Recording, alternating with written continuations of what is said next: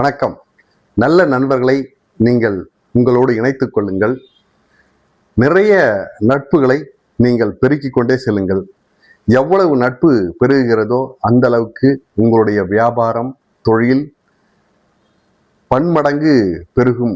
இதில் எந்த விதமான ஐயமும் இல்லை.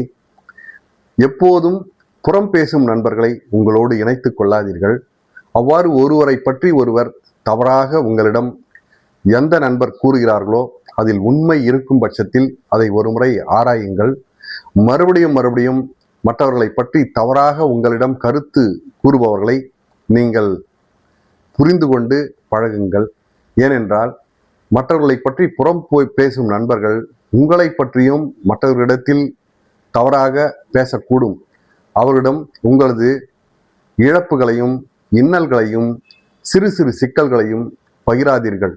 அவ்வாறு பகிரும் பட்சத்தில் உங்களை பற்றியும் அவர்கள் பிறரிடம் போய் தவறாக பேசும் வாய்ப்பு உள்ளது.